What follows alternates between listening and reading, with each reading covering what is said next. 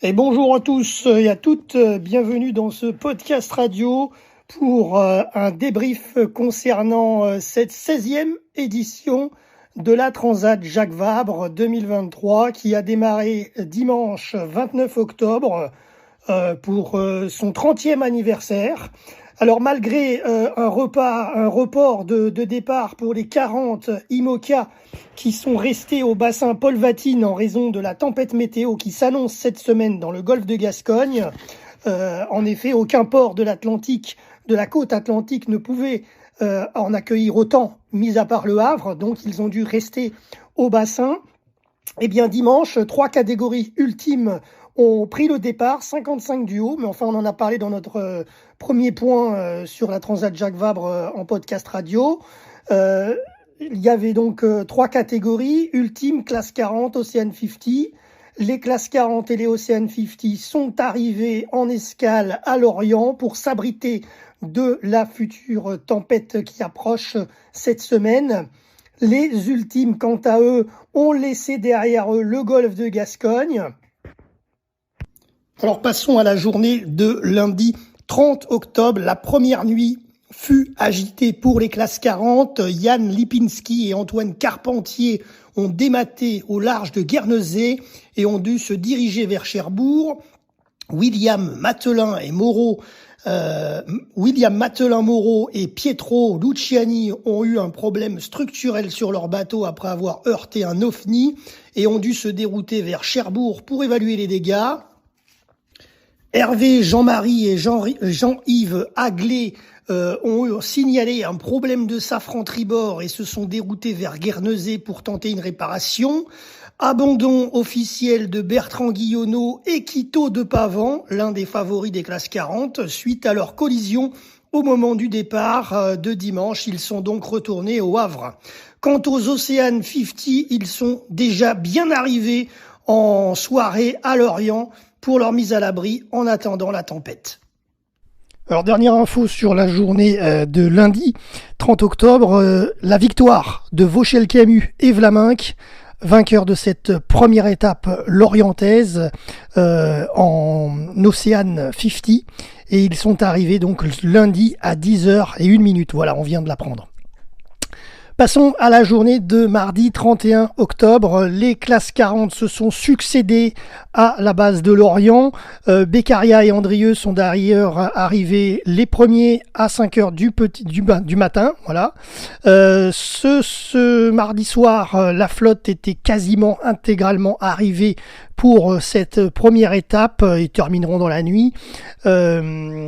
Les skippers d'Ocean 50 et classe 40 peuvent donc rentrer pour certains chez eux à leur maison durant cette mise à l'abri pour la tempête syriane avant de reprendre des forces et de repartir soit d'ici fin de semaine, soit la semaine prochaine. Il y a plusieurs versions, il n'y a toujours pas d'ETA pour le départ au Havre, en tout cas des IMOCA. Quant aux 5 ultimes, ils sont déjà loin. Le golfe de Gascogne est dans leur rétroviseur. Ils sont situés entre Lisbonne et le nord de Madère, en approche de Porto Santo. Pour la journée de mercredi 1er novembre, c'était pas férié pour tout le monde. Le directeur de la course, Francis Le Goff, a fait un point presse à midi. Un départ dimanche était toujours envisagé pour les IMOCA au Havre. Pour les classes 40 et les Ocean 50, aucun départ avant lundi. Les 5 ultimes sont situés au sud de Porto Santo, dans l'archipel de Madère, qu'ils ont pris à tribord. Sur la journée de jeudi 2 novembre, les choses ont évolué. Après une nuit de tempête historique avec Ciarán, les 90 bateaux IMOCA parqués au bassin Paul Vatine du Havre étaient en sécurité. Par contre, c'est validé. Il n'y aura finalement pas de départ d'IMOCA avant lundi inclus. Côté course, les ultimes poursuivent leur descente. Ils ont mis le turbo et se situent au sud-ouest des îles Canaries et filent en direction du Cap-Vert. Côté classement, le Maxi Banque Populaire 11, le Cléac Josse sont premiers devant le Maxi Edmond de Rothschild, Caudrelier et Israël, deuxième, et SVR Lazartigue, Gabart, La Perche sont troisième. La journée de vendredi 3 novembre, les infos concernant les ultimes, car pas de news pour les classes 40, les Ocean 50 toujours à Lorient et les IMOCA toujours au Havre. Alors chez les ultimes, ça bouge, 812 000 en 24 heures, à la vitesse moyenne de 33,9 nœuds pour Banque Populaire 11. Donc Armel Lecléac et Sébastien Josse sont premiers, les seuls à descendre plein sud, en direction du Poteau Noir et de l'île de Sao Pedro et Sao Paulo. Le deuxième, le Maxi Edmond de Rothschild avec Caudrelier Israël sont à 96,8 milles de Banque Populaire. Troisième, SVR Lazartigue, Gabart La Perche. Quatrième, Sodebo Ultime 3 avec Coville et Rouxel. Et cinquième, Actual Ultime 3 avec Marchand et Chabrani. Le Cléac et Josse pointent au sud-ouest de l'archipel du Cap-Vert, tandis que Actual Ultime est au nord-ouest de l'archipel à Santo Antão, au niveau de Santo Antão. Alors passons maintenant à la journée d'hier, samedi 4 novembre. L'organisation de la course a annoncé officiellement les départs. Alors il y aura 2 départs d'une flotte coupée en 2. Lundi 6 novembre, départ de Lorient à 10h30 pour les Ocean 50 et 10h45 pour les classes 40.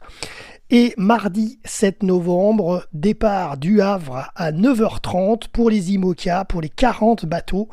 Voilà, le parcours de ces 3 catégories, donc Ocean 50, classe 40 et IMOCA, se voit désormais modifié par rapport à ce qui était prévu initialement en raison de la météo. Je vous ai mis la cartographie dans cet audiogramme en podcast. Les classes 40 et les IMOCA passeront par Santa Mara aux Açores, finalement, pour rejoindre ensuite la Martinique. Et les Ocean 50, eux, prendront la direction du Cap-Vert avant l'arrivée à Fort-de-France. Dimanche 5 novembre, dernier jour de notre débrief, puisque nous arrivons à une semaine suite au départ des ultimes. Donc aujourd'hui, dimanche 5 novembre, date de notre podcast radio. Donc ce matin a eu lieu le briefing des skippers d'Ocean 50 et de classe 40 qui partent donc demain, lundi 6 novembre, après avoir essuyé 2 tempêtes, Ciaran et Domingos, sur la façade atlantique. Donc ils étaient à l'abri à Lorient. Et sinon, la course continue bien entendu chez les ultimes, après une semaine de mer maintenant. Les 3 premiers sont situés au sud de l'île de Sao Pedro, Sao Paulo. Vous l'avez compris, ça va très très très vite côté ultime. Voilà, le premier donc c'est Banque Populaire 11. D'ailleurs vous avez une ou deux images dans notre audiogramme concernant Banque Populaire qui nous envoie leurs infos à la rédaction RVPB. Donc premier c'est Lecléac et Josse, voilà. Deuxième, le Maxi Edmond de Rothschild avec Caudrelier et Israël qui sont quand même relégués à 103,5 milles de Banque Populaire 11. Et le troisième, SVR Lazartigue, Gabart et La Perche qui suivent le Maxi Edmond de Rothschild. Voilà. Les 3 premiers donc qui sont situés déjà au sud de l'île de Sao Pedro et Sao Paulo.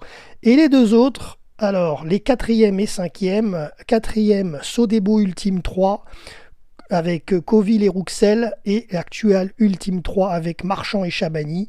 Donc eux ils sont situés au nord-ouest de l'archipel de l'île de Sao Pedro et Sao Paulo. Voilà, donc ça bastonne et ça rentre dans le Poteau Noir.